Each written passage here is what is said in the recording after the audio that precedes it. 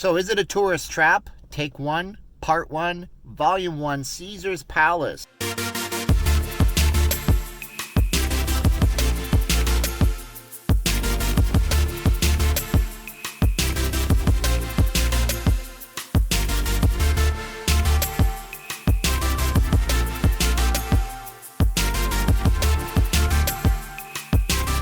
Good morning, good afternoon, or good evening. My name's Steven. I'm not leaving Las Vegas. I'm so glad you've joined me here on the channel.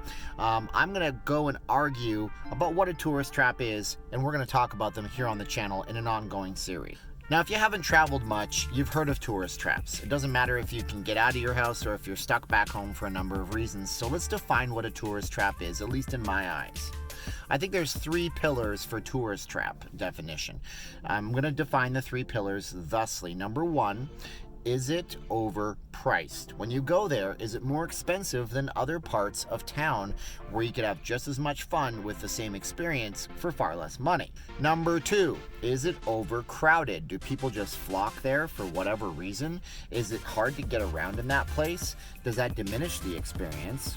And number 3, is it overhyped? Is there any particular reason that you get much more of an experience there? Or is it one of those things that people just gyrate to in a cult-like type of psyche? So that being said, my name's Steven. I'm not leaving Las Vegas. I'm a full-time Vegas blogger. I moved to Vegas in 2004 from Calgary, Alberta, Canada.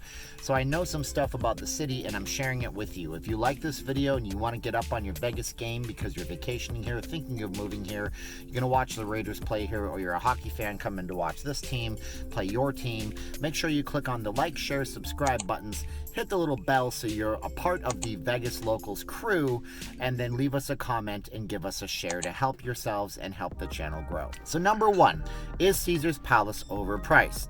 Oh, you bet your sweet bippy. And side note, if you know that term, then oh my gosh, you must be old like me. But is it overpriced? Yeah, it's overpriced. Look, I went into the food court one day thinking to myself, oh shoot, I forgot to buy a bottle of water over at the ABC store before I came. I'm sure I can go into the food court and sacrifice $3. Every single thing in that food court is overpriced. $5 for a small drink. They don't have a larger size, and it's all uniform across all of the vendors in that food court. A burger, $14. A sit-down restaurant, $25, $30 a person. That, to me, even for Vegas, is overpriced. We double down on this when you consider that on the other side of the street, you have other properties doing the exact same thing for way less money. So why are you paying more money at Caesar's Palace? It has to be the experience, the overhypeness, which is our point number 3, which we'll get to in a moment. And then we have the retail situation at Caesar's Palace. You're not going to Caesar's Palace with the exception of the one store, H&M, getting any kind of a good deal.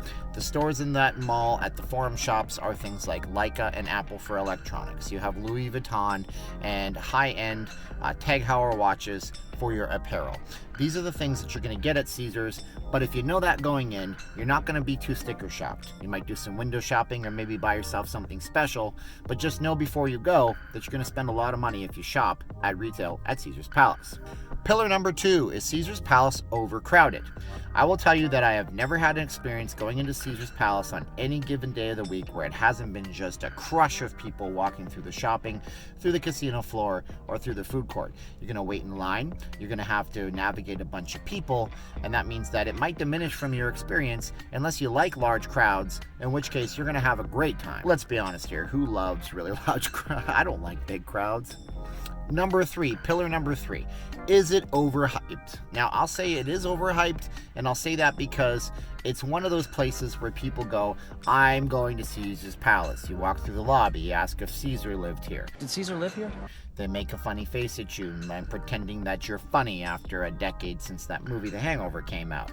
But it's one of those places that you go to because why? Because Evel Knievel jumped over the fountains, if you're old enough to remember that.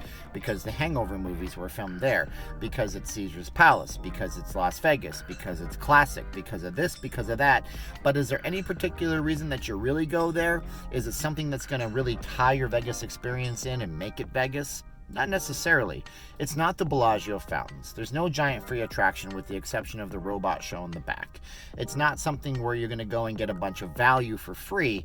It's a place where you're going to go. They're going to want you to gamble. They're going to want you to see the show Absinthe. They're going to want you to go in and see a show like a headliner, but it's not a pivotal part of your Vegas experience. Could you skip it and have a great time? More than likely, yes. And should you skip it, that's going to be up to you. So there you have some arguments for why Caesar's Palace, to me, is somewhat of a tourist trap in Las Vegas. Now, whether or not you love Caesar's Palace or you hate it, that's fine.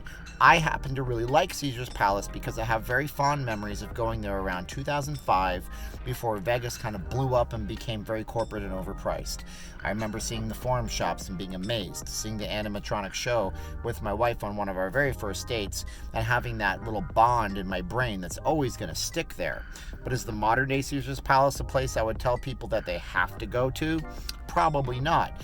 I would say you could skip it if you wanted to, unless you're looking for the high-end retail, unless you're going to a Gordon Ramsay restaurant, unless you're really looking to see Caesars and see all of Vegas. It's probably a place that you could skip. So know before you go tips for Caesar's Palace. Number one, don't expect to go in there and see any small stores like the ABC store that are going to give you anything for affordable prices. It just doesn't exist over there. You're going to have to go to the casino gift shop for your $4 bottle of water and pay $20 a person for a meal in the food court of all things. Not a sit-down, nice seated, plated, we serve you restaurant, in the food court.